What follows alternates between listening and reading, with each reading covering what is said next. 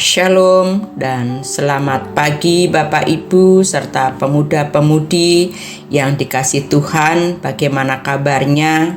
Kami sangat berharap bahwa semuanya dalam keadaan baik.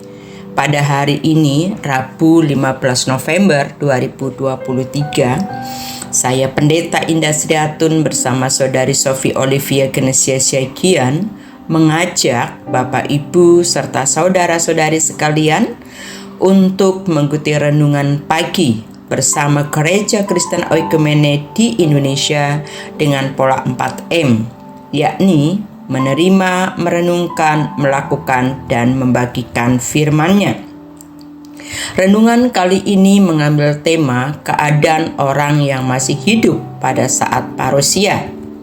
Mari kita bersatu di dalam doa. Adalah suatu kebahagiaan ketika di pagi hari yang indah ini Allah telah membangunkan kami dari tidur. Hari ini kami datang bersujud hendak mendengar dan merenungkan kebenaran firman-Mu. Berikanlah kepada kami kuasa Roh Kudus untuk kenal lebih dekat bahwa keadaan orang yang masih hidup pun pada saat parusia, pada kedatangan-Mu yang kedua kalinya sekali-kali tidak akan mendahului mereka yang telah meninggal.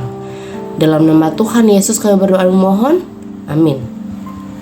Pembacaan firman Tuhan pada pagi hari ini diambil dari 1 Tesalonika 4 ayat 15. Ini kami katakan kepadamu dengan firman Tuhan, kita yang hidup yang masih tinggal sampai kedatangan Tuhan, sekali-kali tidak akan mendahului mereka yang telah meninggal.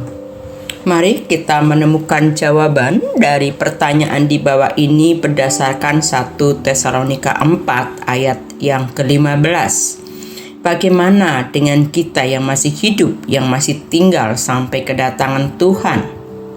Ketika ditanya bagaimanakah dengan kita yang masih tinggal sampai kedatangan Tuhan, dalam pembacaan Alkitab hari ini jelas mengatakan bahwa kita yang hidup yang masih tinggal ini sekali-kali tidak akan mendahului mereka yang telah meninggal. Terima kasih untuk jawabanmu.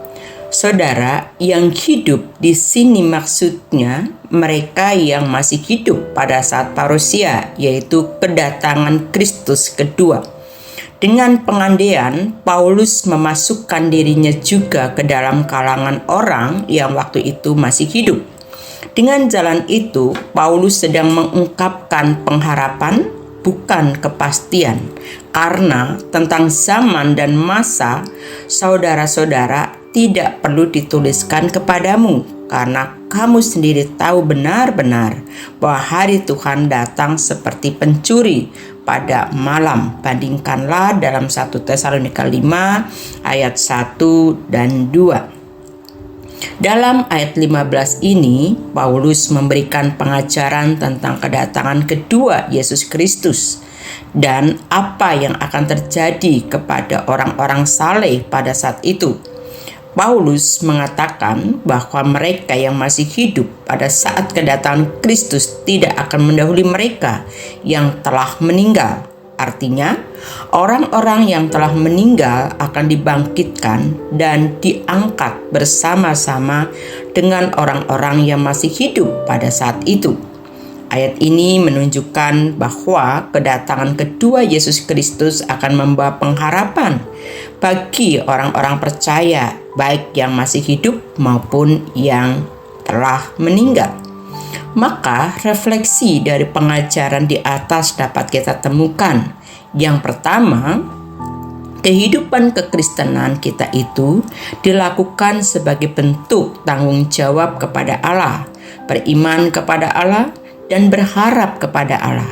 Pengharapan kita orang percaya terhadap kebangkitan atas kematian tidak sia-sia.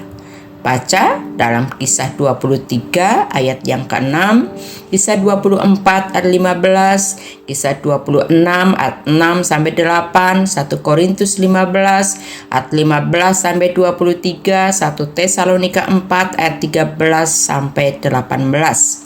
Yang kedua, secara eskatologi, kematian mengajar kita supaya hidup yang kita jalani dengan memandang ke sorga agar kita mawas diri dan mempersiapkan diri.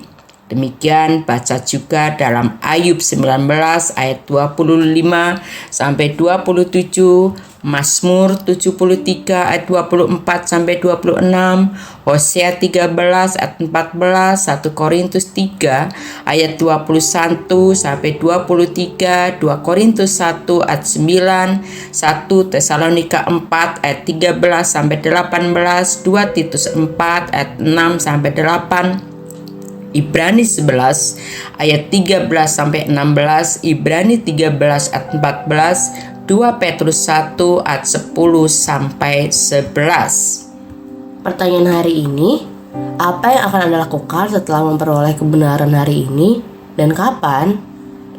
Untuk itu, bagikanlah kebenaran hari ini kepada mereka yang mau diselamatkan.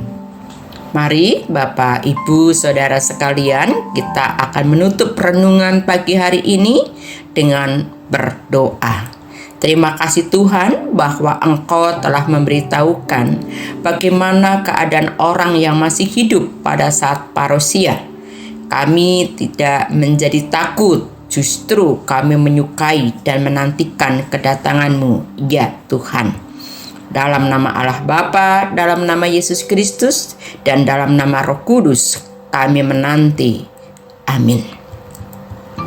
Terima kasih Bapak, Ibu, Saudara-saudari sekalian yang telah mengikuti saat teduh bersama Gereja Kristen Ekumenik Jemaat Kristus Raja Bekasi 3. Selamat beraktivitas, Tuhan Yesus memberkati kita semuanya. Amin.